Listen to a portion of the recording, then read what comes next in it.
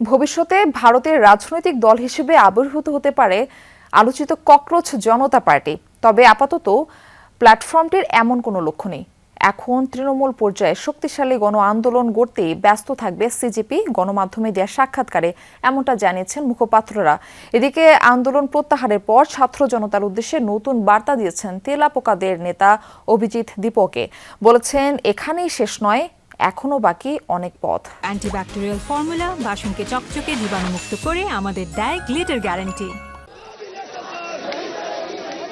রাজনীতিতে না থেকেও ভারতের রাজনীতির আলোচিত নাম ককরোচ জনতা পার্টি।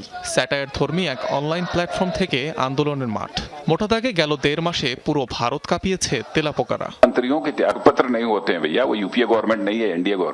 বিরোধী শিবির এই একযুগে যা করতে পারেনি তাই করে দেখিয়েছে সিজেপি। চাপের মুখে মোদী সরকারের এই প্রথম কোনো মন্ত্রীর পদত্যাগ। জনদাবি আর বিক্ষোভের সামনে কোনো ক্ষমতাই চিরস্থায়ী নয়, এমনটাই বার্তা ছিল ককরোচ প্রধানের।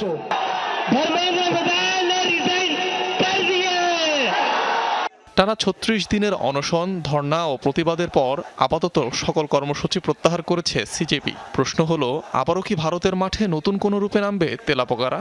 ভারতীয় সংবাদ মাধ্যম এনডিটিভিকে দেওয়া সাক্ষাৎকারে এ বিষয়ে কথা বলেন মুখপাত্ররা। জানান, এখনই রাজনীতির মাঠে সক্রিয় হচ্ছে না সিজেপি, তবে ভবিষ্যতে এমন সম্ভাবনাও উড়িয়ে দেননি তারা। Movement has to go to the grassroots. দেশে এরই মধ্যে 750 থেকে 850টি রাজনৈতিক দল আছে, কিন্তু যুব সমাজের প্রত্যাশা পূরণে তারা সবাই ব্যর্থ।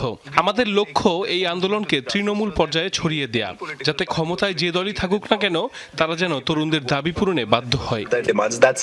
এদিকে পূর্ণকালীন রাজনীতিতে যোগ দেওয়ার সম্ভাবনা সম্পর্কে জানতে চাইলে দলটির আরেক মুখপাত্র জানান, ভারতে কোনো কিছু নিয়েই কখনো না করা উচিত নয়।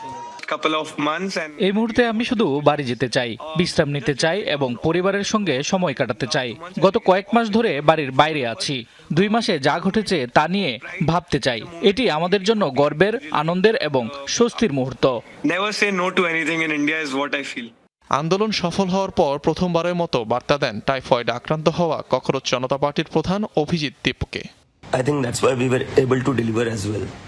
পুরো সময়টা সত্যিই খুব কঠিন ছিল, তবে এখন আর কোনো আতঙ্ক নেই। এই সাফল্যেই শেষ নয়, এটা তো সবে শুরু। ককরোচ জনতা পার্টির এখনো অনেক দূরের পথ পাড়ি দিতে হবে।